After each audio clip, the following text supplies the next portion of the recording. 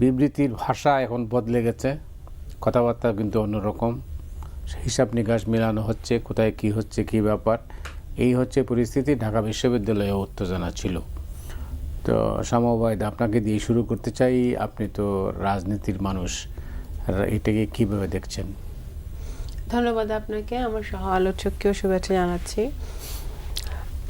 দেখুন, বাংলাদেশের রাজনীতিতে সবসময় উত্তেজনা থাকে। এখানে দল যেটাই থাকুক না কেন, এখন আমরা অনেকেই জুলাই আগস্টেরও এই আন্দোলনের পরে, বিপ্লবের পরে একটি নতুন বাংলাদেশ দেখতে চাই, একটি ভিন্ন রাজনীতি দেখতে চাই, একটা ঐক্যের সুর অ্যাটলিস্ট প্রথম দিকে সবার মধ্যেই ছিল। হ্যাঁ, আমরা দলমত নির্বিশেষে যারা ফ্যাসিবাদের বিরুদ্ধে মাঠে ছিল, গণতন্ত্রের লড়াইয়ের মাঠে ছিল, তারা মোটামুটি মোটা দাগে সবাই কিন্তু আমরা সব দলই চাচ্ছিল যে একটি স্বচ্ছ বাংলাদেশ হোক, রাজনীতি স্বচ্ছ হোক, আমাদের যে সংস্কারগুলো হবে সেগুলো একটা পলিটিক্যাল কনসেনসাসের মাধ্যমে হোক। তো এখানে এখন বিভিন্ন যখন রাজনৈতিক দল, আমরা তো বিএনপি বহুদলীয় গণতন্ত্রে বিশ্বাস করে, তো বহু দল থাকবে, দলের বহু মতও থাকবে, কারণ সব মতের সাথে যে আমাদের একমত হবে সেটাও না। আমাদের ছাত্র সংগঠনগুলো আছে, তাদেরও নিজেদের নীতি আছে, আদর্শ আছে, যার যার আদর্শ নিয়ে তারা মাঠে আছে।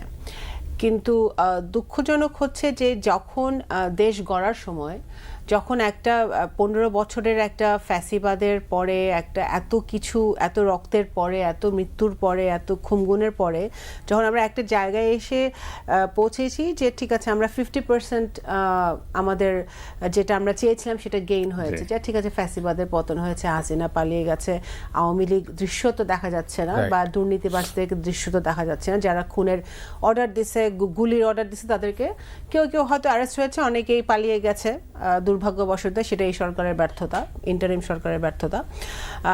কিন্তু আপাত দৃষ্টিতে আওয়ামী লীগ দৃশ্যমান না। বিএনপি এখন বর্তমানে সবচেয়ে বড় রাজনৈতিক দল বাংলাদেশে বিরাজ করছে। এখানে জামাত আছে, বাম দল আছে, আরো অনেক দলই আছে। এখন কুয়েটে যে ঘটনাটা ঘটেছে, কুয়েটে তো শিবির, ছাত্র শিবির, তো ওরা সক্রিয়, ওদের কমিটি আছে যেটা আমি জানি। ছাত্র দলের ওখানে কোনো কমিটি ছিল না। ছাত্র দল সারা দেশেই তাদের কর্মসূচি হিসেবে ফর্ম বিতরণ করছে, শুধু কুয়েট না, অনেক সব শিক্ষা প্রতিষ্ঠানে তারা সদস্য সংগ্রহ ফর্ম বিতরণ করছে, এবং সেই তার ধারাবাহিকতা ওখানেও করেছে। এখন কুয়েটে কিন্তু যদি ছাত্র রাজনীতি নিষিদ্ধ হয়ে থাকে, আমি জানি না নিষিদ্ধ নাকি, নিষিদ্ধ হয়েছে, আচ্ছা, যদি আগে নিষিদ্ধ হয়ে থাকে তাহলে শিবির এতদিন সভা, সেমিনার, লিফলেট বিতরণ কিভাবে করল? ঠিক আছে, সেটা একটা প্রশ্ন থেকে যায়, সেটার উত্তর শিবিরের নেতাদের দিতে হবে। আর যদি শুধু একটা সংগঠন করতে পারে ওখানে, আর বাকি সব সংগঠন করতে পারবে না, সেটাও তো একটা লেভেল প্লেইং ফিল্ড হলো না।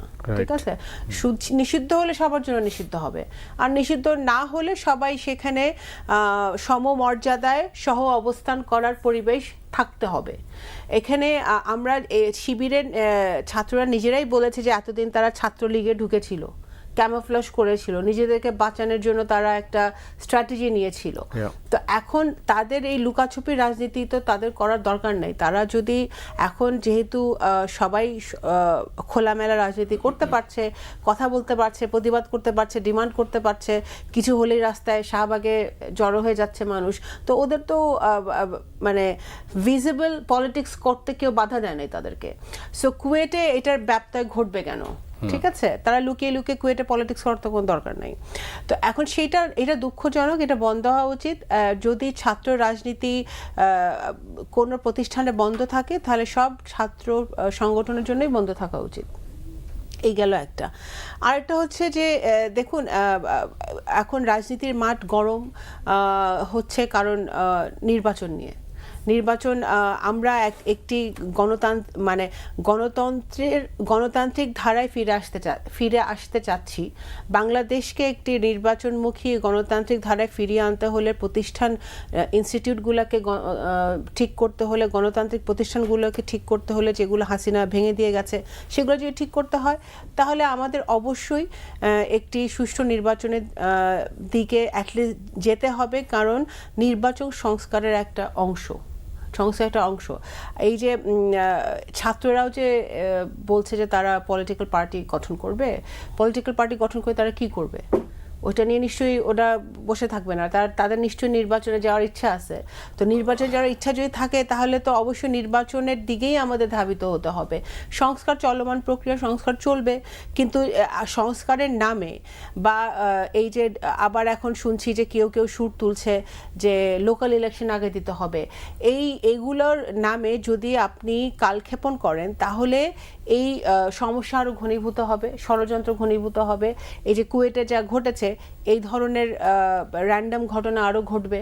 এখন এখানে কে ঘটাচ্ছে, কেন ঘটাচ্ছে, কিভাবে ঘটাচ্ছে, বাইরের কোনো শক্তির ইনভলভমেন্ট আছে নাকি, আওয়ামী লীগ এখানে জড়িত নাকি, এগুলো অনেক ব্যাপার আছে। কিছুদিন আগে দেখলাম সচিবালয়ে আগুন লাগলো, কেন লাগলো, কিভাবে লাগলো, সরকার পুলিশ কি করলো, প্রশাসন কি করলো? তো এখন এই জিনিসগুলো কিন্তু অত্যন্ত আমরা চিন্তিত, বা বাংলাদেশের মানুষ চিন্তিত, কারণ যেই কারণে মানে হাসিনার উপর সবাই অতিষ্ঠ ছিল, একটা ছিল যে সীমাহীন দুর্নীতি, আর একটা ছিল তার মানে একেবারে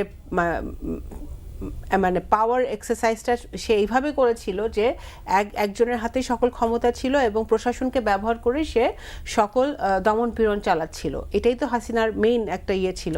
এখন সেইটাই যদি এখনো যদি জিনিসের দাম না কমে, এখনো যদি সিন্ডিকেট তারা ভাঙতে না পারে, এখনো যদি পুলিশ শক্তিশালী না হয়, এখনো যদি পুলিশের উপর জনগণের আস্থা ফিরে না আসে, তাহলে তো 6 মাসে এই সরকারের তো খতিয়ান, এই সরকার কি করলো 6 মাসে?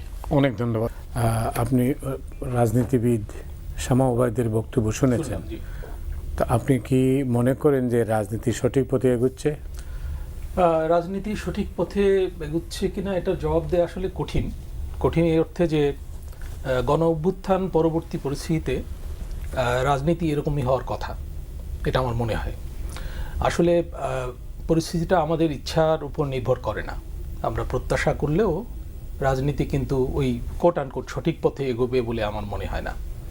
কুয়েটে যে ঘটনা ঘটেছে সেটা আমার কাছে মনে হয় যে এরকম ঘটনা ঘটাই স্বাভাবিক ছিল। কেন আপনার মনে হয় স্বাভাবিক ছিল? মনে হয় এজন্য যে আসলে তো হাসিনা পরবর্তীকালে যেসব সংগঠন হাসিনা উৎখাতে জড়িত ছিল তাদের মধ্যে যে মতভেদ, এগুলো সামনে আসবে, এটাই খুব স্বাভাবিক। যেমন ছাত্র রাজনীতি নিয়েও কিন্তু কিভাবে চলতে পারে ছাত্র রাজনীতি, কিংবা আদৌ চলতে পারে কিনা, এই নিয়ে কিন্তু রাজনীতিতে মারাত্মক রকমের মতভেদ আছে। তো এই মতভেদের মধ্যে কিন্তু বৈষম্য বিরোধী ছাত্র আন্দোলনের সঙ্গে বিএনপির যে অঙ্গ বা সহযোগী সংগঠন, তাদের মতভেদ আছে। যেমন আপা যেটা বললেন যে ক্যাম্পাসে যেখানে ছাত্র রাজনীতি নিষিদ্ধ আছে এখন পর্যন্ত, সেখানে বৈষম্য বিরোধীরা কিন্তু তৎপর আছে এবং তারা দাবি করছে তারা কোনো দলের অঙ্গ সংগঠন না, সেই জন্য তাদের এই অধিকার আছে। আবার অন্য পক্ষ থেকে বলা হচ্ছে যে তারা তো একটা রাজনৈতিক এন্টিটি, তাহলে তারা সক্রিয় থাকলে অন্যরা কেন সক্রিয় থাকতে পারবে না? এখানে কিন্তু মানে শিবিরের উপস্থিতি নিয়েও প্রশ্ন আছে। কয়টা ক্যাম্পাসে শিবিরকে নিষিদ্ধ করে রাখা হয়েছে দীর্ঘদিন ধরে, এবং এটার যৌক্তিকতা নিয়েও কিন্তু প্রশ্ন আছে যে শিবির তো নিষিদ্ধ ঘোষিত ছিল না, মানে হাসিনা আমলে শেষ দিকে নিষিদ্ধ হয়েছে, কিন্তু এর আগে তো ছিল না। তো কারা তাকে নিষিদ্ধ করলো এবং কেন নিষিদ্ধ করে রাখলো দীর্ঘদিন? যেমন জাহাঙ্গীরনগরে ঢাকা ইউনিভার্সিটিতে, আমি ঢাকা ইউনিভার্সিটির ছাত্র ছিলাম, তো নিষিদ্ধ ছিল। কারা নিষিদ্ধ করলো?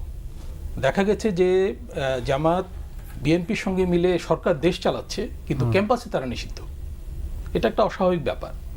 তো আমি মনে করি যে ছাত্র রাজনীতি যেভাবে চলছিল সেটার একটা প্রকাশ কিন্তু এখানে ঘটবে, এবং আমি বরং একটু আশ্বস্ত যে পরিস্থিতিটা এখনও নিয়ন্ত্রণে আছে।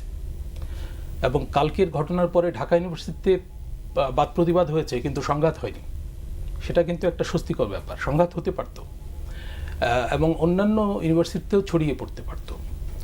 তো তবু এটা তো দুঃখজনক ঘটনা নিঃসন্দেহে, এবং এটা নিয়ন্ত্রণে কিন্তু মানে